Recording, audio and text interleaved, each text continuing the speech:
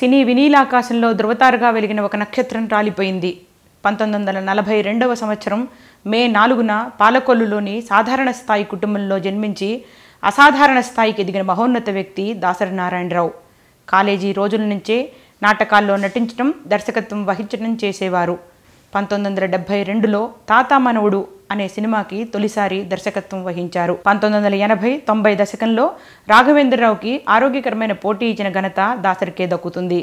80 ఏళ్ల సినీ ప్రస్థానానికి సజీవ సాక్షిగా నిలిచి గత కొన్ని నెలలుగా అనారోగ్యం సమస్యతో కిమ్స్ హాస్పిటల్లో వైద్యం చేయించుకుంటూ మృత్యువుతో పోరాడి గత రాత్రి ఓడిపోయారు.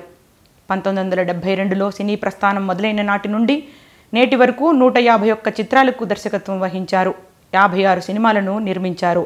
250 సినిమాలకు పైగా కథనందించారు. ఎన్నో అవార్డులు అందుకున్నారు. ఒక దశలో దాసరి నారాయణరావు పేరిట 18,000 అభిమాన సంఘాలు ఉండేవి అంటే ఆయనకి ప్రేక్షకుల్లో ఎంతటి ఆదరణ ఉండేదో అర్థం చేసుకోవచ్చు. 1984 డిసెంబర్లో ఉదయం పత్రికను స్థాపించారు.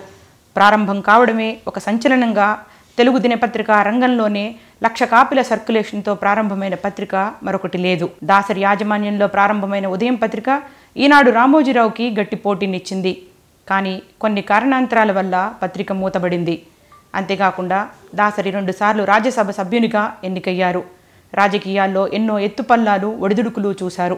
2019 ఎలక్షన్స్లో పవన్ కళ్యాణ్ జనసేన పార్టీలో యాక్టివ్ రోల్ పోషిస్తారు అని పెద్ద ఎత్తున ప్రచారం జరుగుతున్న విషయం తెలిసిందే.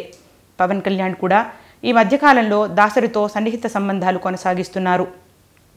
వీరిరువురి కాంబినేషన్లో సినిమా కథ డిస్కషన్స్లో ఉందని, త్వరలో కార్యరూపం దాల్చబోతోందని అందరం సంబరపడుతున్న సమయంలో గత కొన్ని నెలలుగా తీవ్ర అనారోగ్యంతో హాస్పిటల్లో చేరడం, విధిని ఎదిరించలేక మృత్యువు ఒడికి చేరటం అంతా కళ్ల ముందే జరిగిపోయింది.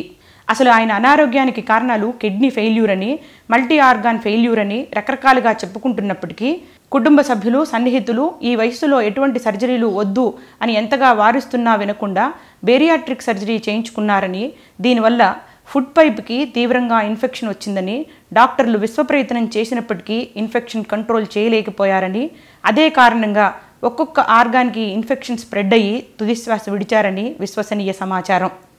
దేవుడు ఏ వ్యక్తిని కారణం లేకుండా పుట్టించడని, కారణం చూపించకుండా తీసుకెళ్లడని చెప్తారు.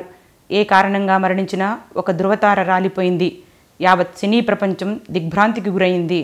మోహన్ బాబు లాంటి అనేక మంది గుండె పగిలేలా వినిపిస్తున్నారు. సినీ, రాజకీయ, వ్యాపార రంగ ప్రముఖులు ఆయన పార్థివ దేహానికి నివాళులు అర్పిస్తున్నారు.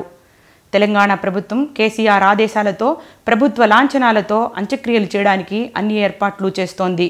ఆయన ఆత్మకు శాంతి చేకూరాలని ఇన్మా టీవీ మనస్ఫూర్తిగా కోరుకుంటోంది.